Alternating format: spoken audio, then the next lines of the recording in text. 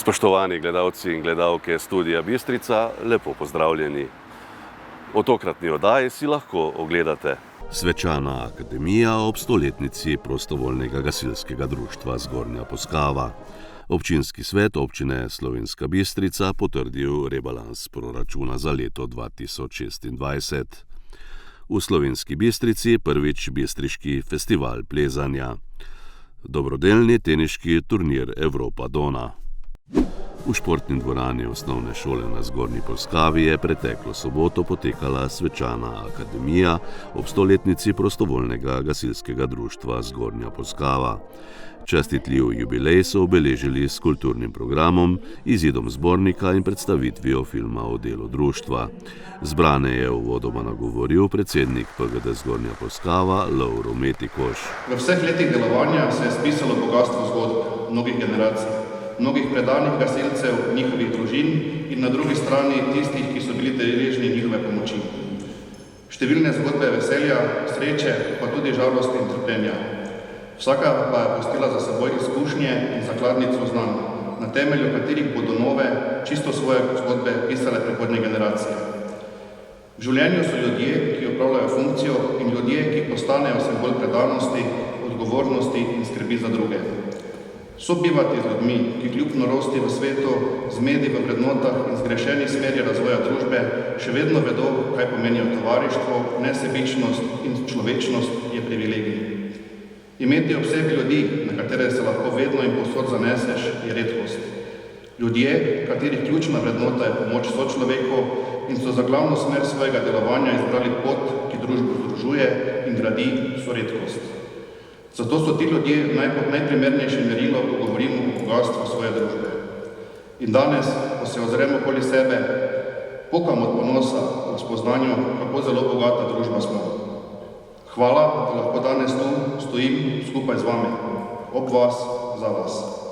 Zato je pomembno, da vsak dan znova in znova ljudi, ki so steber povezovanja, ki so zgled sodelovanja, postavljamo za vzor. To delamo ponosno, nesreča namreč nikoli ne počiva, človeška neumnost pa še manj. Tako je že od nekdaj, a na srečo imamo na Zgornji Poskavi privilegij, da že več kot 100 let živimo v družbi, katere jedro tvorijo ljudje z veliko začetnico. Hvala, ker ste, hvala, da vztrajate, hvala, da ostajate, hvala, da pomagate. Vedno znova in znova. Drage gasilke in gasilci, spoštovane članice in člani Gasilskega društva Zgornja Poskava. Ni jih besed, ki bi opisale pomen in vrednost vsega, kar dajete skupnosti. Niti denarja, ki bi poplačal vse, kar počnete. Ste pač neprecenljivi. Ostanite točno taki še naprej. Naj velja ta čestitka za prvih 100 let in naj bo dobra popotnica na poti k novim. Na pomoč. Na akademiji so podelili tudi društvena odlikovanja ter priznanja Civilne zaščite Slovenska Bistrica in Civilne zaščite Slovenije. Občinski svet občine Slovenska Bistrica se je pretekli torek sestal na 23. redni seji. Svetniki so med drugim potrdili rebalans proračuna občine Slovenska Bistrica za leto 2026. Več o spremembi odloka letošnjega proračuna je na novinarski konferenci povedal dr. Ivan Žagar, župan občine Slovenska Bistrica. Kar zadeva rebalansa, mi smo prihodki so se povečali tam na 43,2 milijona evrov, kar pomeni, da smo približno za 1,5 milijona evrov povečali. Planiramo povečanje prihodkov in na odhodkovni strani na 51,1 milijona, kar pomeni, da planiramo povečanje na 4,5 milijona evrov. Zdaj zapiramo to razliko s tem, da imamo prenosa iz lanskega leta, dobra 2 milijona, pa planiramo seveda, da lahko zapremo vse te projekte, še dodatno zadolževanje približno za 2 milijona. Zdaj, kar zadeva seveda dodatnega zadolževanja, je odvisno od tega, kako se bodo realizirali projekti, ki jih v tem trenutku smo planirali, da dobimo sofinancirali za drugega vira, ampak da smo lahko zaprli proračun, smo morali to planirati. Če bomo imeli neugoden scenarij, bomo morali se dodatno še zadolžiti, sicer pa verjetno bomo lahko peljali pač dinamiko z tem, kar imamo do zdaj, tako da je skupna zadolžitev za letošnje leto 8,5 milijonov. Zdaj, v tem bi moče samo opozoril na to, da na primerni porabi je zdaj izpada tam nekje pri tekočih obremenitvah približno 120 evrov na prebivalca poprečno, bi morala biti višja primerna poraba, kar pomeni v našem primeru približno 3 milijone evrov. Zdaj, če bi ta sredstva recimo dobili, potem bi ta dodatna zadolžitev ne bi bila potrebna. Zdaj, tako planiran proračun nam omogoča izvedbo vsega tega, kar je načrtovano. Zdaj, en del teh projektov je pomeni sofinanciranje projektov, ki pričakujemo iz drugih virov naslove. Mi planiramo tam približno 11 milijonov pač iz drugih virov, to so v glavnem ta evropska sredstva. Jaz upam, da bo te stvari končno stekle, ker do zdaj je res, kar se tiče, pa to ni samo naša občina, ampak vse isto ugotavlja katastrofalno stanje pri realizaciji teh projektov. Jaz upam, da se bo zdaj nova vlada tega res resno lotila, ker če se ne bo resno lotila, bo Sloveniji grozi trajna izguba sredstev. Kar bi bila pa res velika škoda. Lejte, tudi iz našega vidika, pa mislim, da z vidika celotne države. Potem smo noter zajeli seveda še tiste manjše projekte, ki so se pokazali nujni, recimo predvsem na področju družbenih dejavnosti. Par stvari je takih, kot so šole, pa še recimo strelski center, pa še glasbena šola, pa tako naprej. To je ta del. Potem pa seveda smo zajeli dvig tekočih stroškov, ki je posledica na eni strani še ukrepov konc leta, predvsem kar se tiče plačnega dela, v drugem delu pa recimo povečanje je tudi iz naslova, če hočete, zimske službe. Nam se je zima zgodila še spomladi, zdaj seveda ta ravninski del tega ni bil udeležen na Pohorju, je pa bilo kar.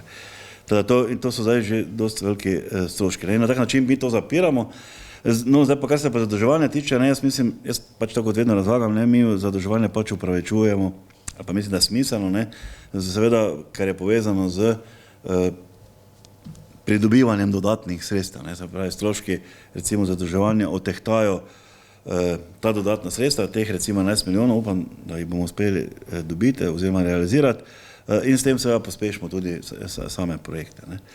Povezavi z rebalansom recimo, je pa bila točka, kjer smo imeli dvig cen v vrtcih. Zdaj seveda je logično, da verjetno ni mogoče tega obiti. Zdaj ta dvig cen je pa nas, kaj sem poprečno približno. Mislim, da za nižjo, torej za tisto prvo skupino je 8%, za drugo je 13%, pa za kombiniranje 10% dvig približno. In vse to pomeni dodatno obremenitev proračuna. S tem, da smo mi to planirali. Zdaj, v tem delu, ko potrjujemo tu, te vrtce na našem območju, morate povedati, da mi financiramo še, oziroma plačujemo vrtce tudi od naših občank in občanov, ki so v drugih zunanjih vrstah. Potem socialne storitve so nam tudi precej narasle, tudi ta del. Tam smo mi sicer pričakovali, kar se tiče dolgotrajne oskrbe, pa se je to kaj poznalo, pa se žal ne pozna nič, oziroma ravno obratno, na tej dolgotrajni oskrbi bo verjetno potrebno še podobno kot še kje druge temeljito stvari pregledati, pa revidirati zadeve in jih res ustrezno zapeljati, ampak to je stvar seveda tudi drugih. Je pa problem tem, da pač mi to moramo financirati. V plezalnem centru Slovenska Bistrica bo od petka 21. avgusta zvečer do sobote 22. avgusta zvečer potekal prvi bistriški festival plezanja 2026, ki ga pripravlja plezalni center Slovenska Bistrica v sodelovanju z alpinističnim klubom Impol Slovenska Bistrica in občino Slovenska Bistrica. Gre za dobrodelni dogodek v dveh delih, na katerem bodo udeleženci skupaj splezali simboličnih 1200 višinskih metrov severne stene Triglava, največje stene v slovenskih gorah. Dogodek so podrobneje predstavili pretekli četrtek na novinarski konferenci v plezalnem centru Slovenska Bistrica. Torej, zaradi alpinizma so nastali ti plezalni centri in vse to skupaj je pa tudi povezano z dobrodelnostjo, da lahko mi na nek način preko športa, preko naših aktivnosti nekaj tudi doniramo tem, ki so za nas tukaj, da nam nudijo pomoč v hribih. Tako da mi si predvsem želimo, da bi nas obiskalo na Bistriškem festivalu plezanja veliko število navdušenih za ta šport. Lahko pridajo samo nas obiskati, spodbujati, gledati in s tem tudi donirajo. Lahko seveda pridajo plezati in dosegajo svoje lastne cilje, svoje lastne meje in simbolično smo potem tudi nekako ta festival zapeljali tako, da bomo vsi skupaj težili k enemu cilju, da bi v bistvu to vertikalo 1200 metrov višine Severne Triglavske stene skupaj preplezali. Nekako preračunano je to okoli 70, malo več kot 70 smeri znotraj našega plezalnega centra, kjer imamo 17,5 metrsko steno. Tako da bo to en skupen izziv, katerega se vsi zelo veselimo in upamo, da nas bo prišlo obiskati veliko število plezalcev, navdušenih plezalcev, od začetnikov do profesionalcev in seveda obiskovalcev, ki bodo ta festival podprli. Predsednik Alpinističnega kluba Impol Slovenska Bistrica Danilo Tič je spomnil na dosežke nove generacije slovenjebistriških alpinistov. Mi smo nekako ta nova generacija, ki je pač plezala v Slovenski Bistrici, je nekako nastala leta v začetku 70-ih let. Njen pobudnik je bil Ivan Šturm in skozi to se je vse skupaj začelo, pa so se začele zadeve razvijati. Zelo veliki mejnik je pomenil prihod Frančka Kneza konec 70-ih let v Slovensko Bistrico. No in zdaj, zakaj smo zbrali Triglav, je ena od zadev tudi, da je Franček preplezal polovico vseh prvenstvenih smeri v Severni Triglavski steni. Skupaj z Milanom Romihom je dve pomembni smeri splezal Srb in pa maratonko.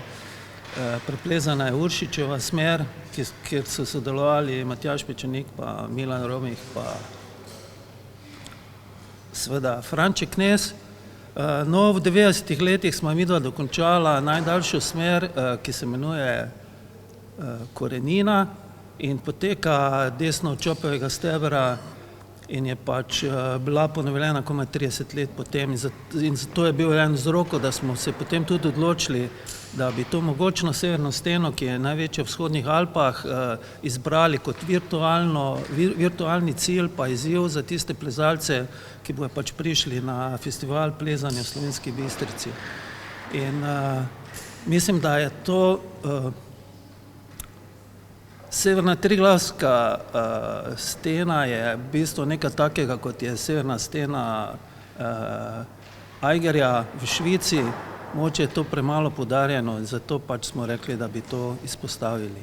Predsednik Gorske reševalne zveze Slovenije Ljubo Hanzel se je uvodoma zahvalil za organizacijo dobrodelnega dogodka, s katerim bodo donacije in del zbranih sredstev namenili prav njim.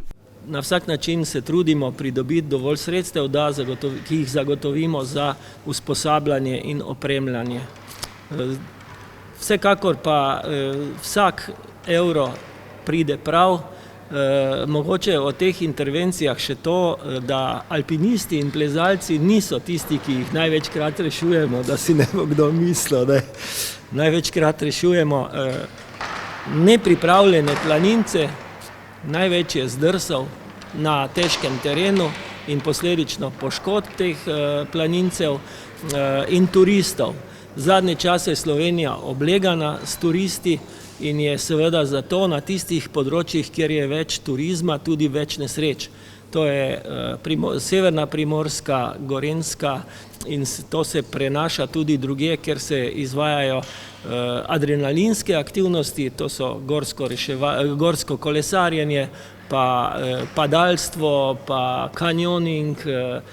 To se pravi, naloge so se iz tistih prvobitnih, ko smo iz stene nekoga alpinista probali zvleči, dobesedno zvleči, prenesle v vse faze aktivnosti, dejavnosti ljudi.